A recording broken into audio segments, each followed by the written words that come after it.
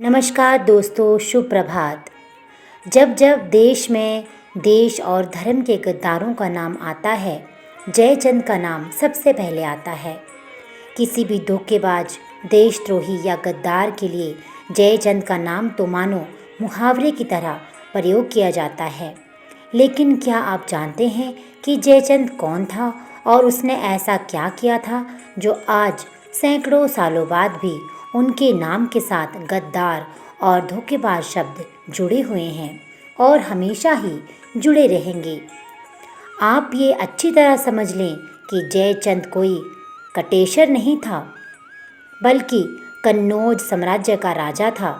हालांकि पृथ्वीराज और जयचंद की पुरानी दुश्मनी थी और दोनों के मध्य युद्ध भी हो चुके थे, फिर भी पृथ्वीराज द्वारा संयोगता से शादी करने के बाद वह जयचंद का दामाद बन चुका था। पृथ्वीराज चौहान का राजकुमारी संयोगता का हरण करके कन्नौज से ले जाना राजा जयचंद को कांटे की तरह चुभ रहा था और उसके दिल में अपमान के तीखे तीर से चुभ रहे थे। इसलिए वह किसी भी कीमत पर पृथ्वीराज का विनाश चाहता था, भले ही उसे कुछ भी करना पड़े। खैर, अपने जासूसों से उसे पता चला कि मोहम्मद गौरी पृथ्वीराज से अपनी पराजय का बदला लेना चाहता है। बस फिर क्या था, जयचंद को तो मानो अपने मन की मुराद मिल गई और उसने गौरी की सहायता करके पृथ्वीराज को समाप्त करने का मन बनाया।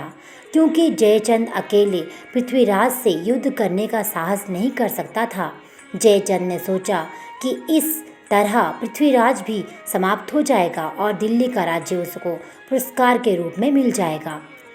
राजा जयचंद के देशद्रोह का परिणाम ये हुआ कि जो मोहम्मद गौरी तराइन के प्रथम युद्ध में अपनी हार को भुला नहीं पाया था, वह फिर पृथ्वीराज का मुकाबला करने के षड्यंत्र रचने लगा। राजा जयचंद ने दूत भेजकर गौरी को पृथ्वीराज के खिलाफ सैन्य सहायता देने का आश्वासन दिया। खैर, देशद्रोही जयचंद की सहायता पाकर गौरी तुरंत पृथ्वीराज से बदला लेने के लिए तैयार हो गया।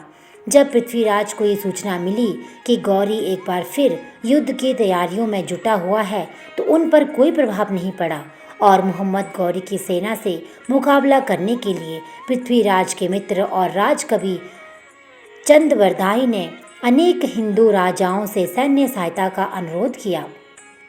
परंतु संयोगता के हरण के कारण से राजपूत राजा पृथ्वीराज के विरोधी बन चुके थे।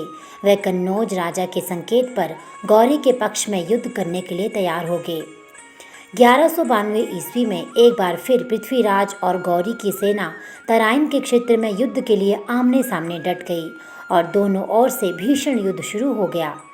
इस युद्ध में पृथ्वीराज की ओर से 3 लाख सैनिक ने भाग लिया, जबकि गौरी के पास 1,20,000 सैनिक थे। लेकिन गौरी की सेना की विशेष बात ये थी कि उसके पास शक्तिशाली घुड़सवार दस्ता था। पृथ्वीराज ने बड़ी ही आक्रामकता से गौरी की सेना पर आक्रमण किया, क्योंकि उस समय भारतीय सेना में हाथी के द्वारा सैन्य प्रयोग किया जाता था। लेकिन गौरी के घुड़सवारों ने आगे बढ़कर हिंदू सेना के हाथियों को घेर लिया और उन पर तीर वर्षा शुरू कर दी, जिससे घायल हाथी न तो आगे बढ़ पाए और न पीछे, बल्कि उन्होंने घबराकर अपनी ही सेना को रौंदना शुरू कर दिया।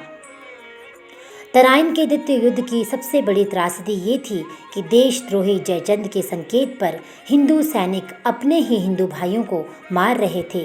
परिणाम स्वरूप इस युद्ध में पृथ्वीराज की हार हुई और उसको तथा राजकवि चंद्रवरदाई को बंदी बना लिया गया। देश और धर्मद्रोही जयचंद का इससे भी बुरा हाल हुआ और उसको मारकर कन्नौज पर अधिकार कर लिया गया। पृथ्वीराज की हार से गौरी का दिल्ली, कन्नौज, अजमेर, पंजाब और संपूर्ण भारतवर्ष पर अधिकार हो गया और भारत में अगले 600 सालों के लिए इस्लामी राज्य स्थापित हो गया। और बाद में उस मल्लेश गौरी ने जयचंद को ये कहते हुए मार दिया कि जो अपने देश और धर्म का नहीं हुआ, वो भला हमारा क्या होगा।